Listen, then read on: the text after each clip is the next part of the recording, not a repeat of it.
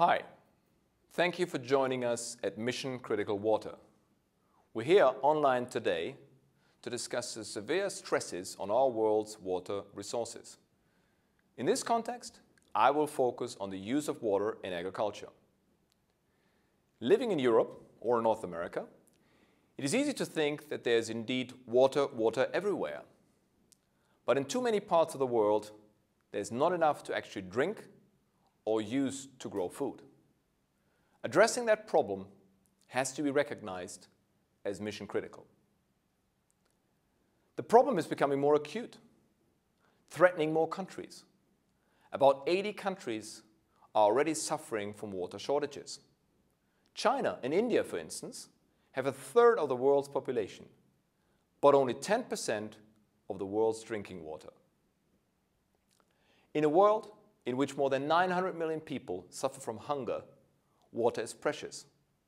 In fact, water is food. Everything we eat is available only because water is available to grow it. It takes about 3,000 liters of water to produce the food a person consumes in a day. It takes more than that for people who eat meat. For instance, it takes about 2,400 liters of water just to produce the meat for one hamburger. Over the next few decades, an increasing population, growing economies, and rising demand for high-protein food will add up to one of the greatest challenges facing agriculture and the billions of people who depend on it. We will need more food, twice as much or more. That means we will need more water. But while the world's supply of fresh water remains static, demand grows dramatically. It adds up to one sobering fact. We're living on the edge of a crisis. It would take little to tip us over. How important is water to the world's ability to feed itself? We saw an example just this summer. The price of wheat soared, a development that had impact throughout the food chain. What prompted the price rise? A heat wave and drought that created enormous pressures on Russia's water capacity. Wheat prices rose, at first gradually, but worried by the diminished supply, the Russian government imposed a ban on wheat exports, prompting wheat prices to spike by approximately 70%. Prices then leveled off for a few months, remaining about 50% higher than they were prior to the drought. In reaction, corn prices rallied, an upward price trend hike that was intensified by unfavorable weather conditions in the United States. These trends were heightened by drought in Brazil. Each effect fed off the other, amplifying the overall trend of worldwide food and agricultural commodity price rises. But they were all triggered by the same thing: water insecurity. Too little water leads to too little wheat, or corn, or rice, or any other food commodity. This year's price spikes, like the food crisis of 2008 that triggered riots in dozens of countries, are only a taste of what the world may face. Life on the edge is never easy. We will need more food than ever, and that means we will need more water than ever. But we cannot just create more usable water, certainly not quickly or economically. We'll have to get more food from less water. Relatively speaking, Europe and North America are in a favored positions, blessed with steady, moderate rainfall. But no part of the world is totally safe from drought, even where water is usually plentiful, like Russia or Brazil. And in no country are consumers safe from the impact. If a drought in Russia drives up prices, it will be felt on the food shelves of Cairo, Delhi, or Paris.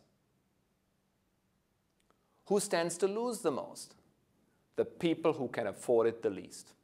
In Europe, people may feel they have the luxury of saying no to the most advanced farming practices and technologies and call it a lifestyle choice. But in many parts of the world, such as sub-Saharan Africa, and hence the ability to grow food is not a lifestyle choice. It is a life or death necessity. Over the past 50 years, we have seen that agriculture can be a key driver of growth and development for many of the world's poorest countries. But, as the Alliance for the Green Revolution in Africa points out, millions of small-scale farmers, the majority of them women, cannot grow enough food to sustain their families, their communities, or their countries. How can we help turn that around in countries where yields are low and farming is a difficult and demanding way to eke out a living? Financial aid is at best a band-aid solution. When future prices go up, both aid organizations and donor governments are hard-pressed to cover the gap. As the Chinese say, give a man a fish and he'll eat for a day. Teach him how to fish and he'll eat for the rest of his life. There are approximately 450 million small farm units of up to 2 hectares in non-OECD countries. One of the most important things we can do is ensure they have access to the technologies, practices, and knowledge they need to maximize food production, to efficiently feed themselves. It is not enough for small farms in the third world to be sustainable. They must also be profitable. Profitability makes it possible to invest in safe, efficient, and proven technologies. It makes it possible to maximize crop production. And profitability generates resources that can help propel a national economy. But many vital technological innovations that could make their work easier, their yields greater, and their water go a lot farther are not available to them. Average yields obtained by smallholder farmers in sub-Saharan Africa are typically 1 to 2 tons per hectare.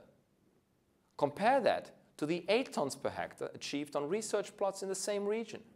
Farms that utilize the best management practices, such as planting, weeding, and fertilizing at the optimal time and in the optimal amounts. These experimental plots generate rice yields that are 4 times as great as typical rice yields in sub-Saharan Africa. In Africa, 80% of the cultivated land is prepared by the oldest method of weed control, hand weeding. That consists of hand pulling, hand slashing, and hoeing of weeds. In fact, many traditional African societies, family sizes have been increased to cope with weeding needs.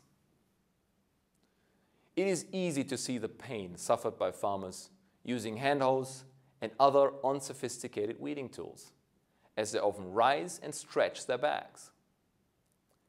To weed 1 hectare of maize, a farmer would have traveled a distance of 10 kilometers in a stooped position, often resulting in permanent spinal deformation.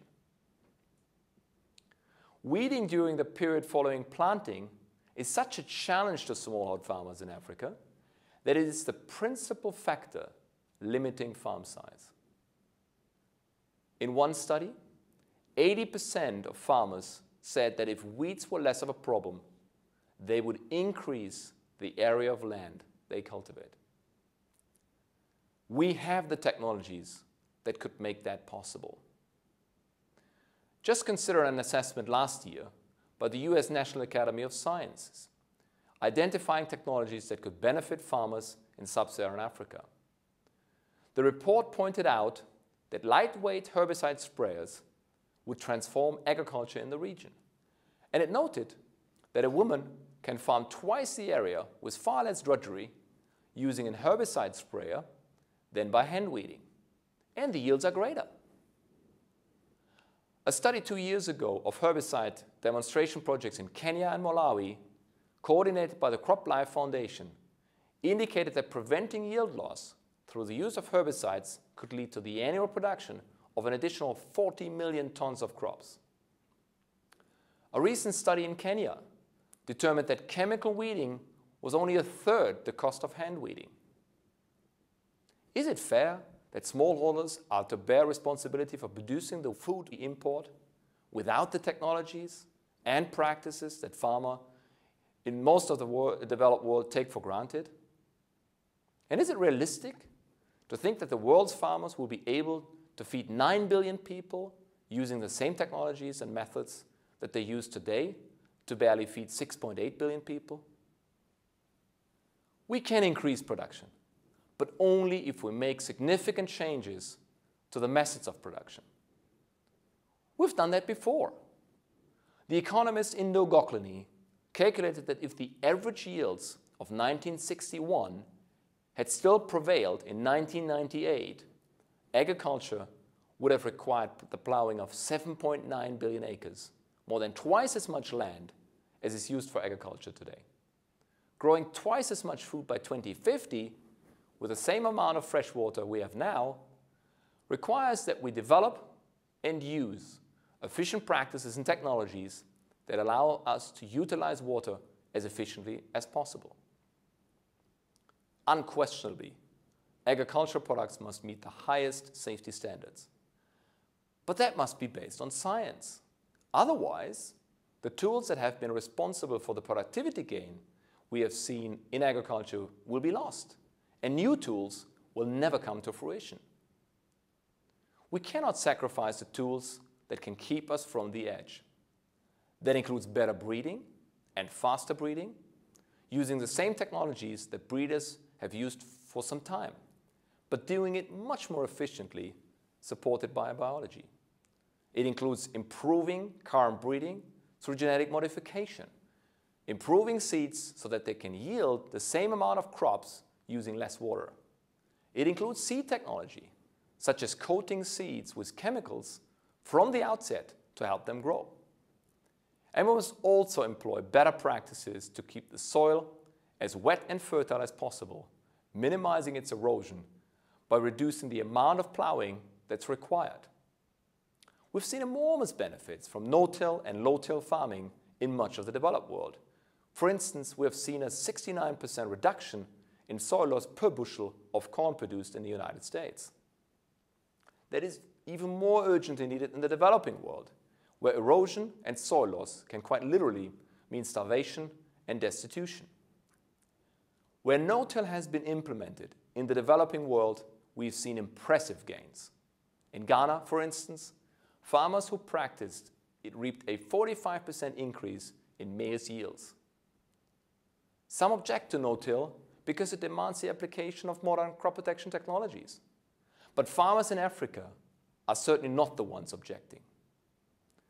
We can't allow the lifestyle choice of some in the wealthy nations to trump the urgent needs of development and food security.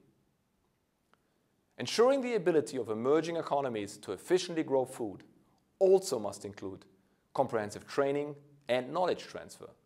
Syngenta and the Syngenta Foundation, for example, are involved in the Laikipia project near Mount Kenya. Our goal there is to reach 30,000 smallholder farmers in the next 3 to 5 years, helping them to make the leap from subsistence farming into commercial enterprises. This encompasses a comprehensive training program, knowledge centers, and the help and advice of a team of trained agronomists. It is system solution that also includes the use of appropriate inputs, low-cost greenhouses, rainwater harvesting, and drip irrigations. The methods disseminated have raised yields some 50% without using one more drop of water. One of our customers, Elizabeth, saw her potato crop grow from 2 bags per year to 6. That has more than tripled her income, from $61 to $186. That's a difference of $125. And in Laikipia, $125 is the difference between living on the edge of starvation, vulnerable to the disease on the one hand, and opening a bank account and buying more land on the other. Ensuring the ability of emerging economies to efficiently grow food also must include access to insurance.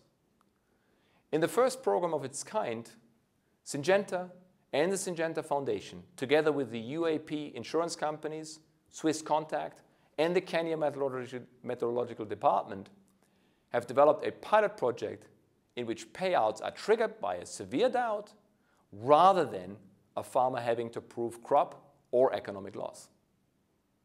We cannot control the weather, but we can try to even out its economic consequences. That must also include pest and disease management. We are working with Nokia in India to provide growers with tips that are tailored to specific crops.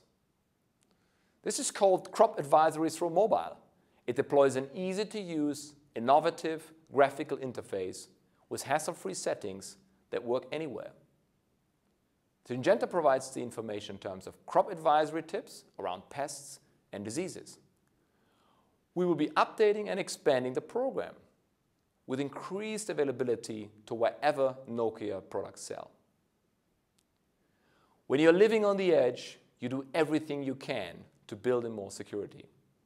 Today, and looking forward, the world needs more food security, and we need to achieve it without any more water than we have today. It will take technologies.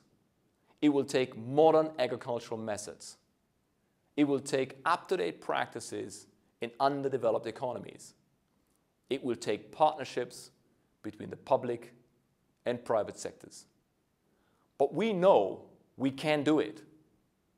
We can produce more food from less water and ensure that farmers can feed the world decades from now, if we rely on science and apply all our assets, including technology and practical know-how, to the task. Thank you.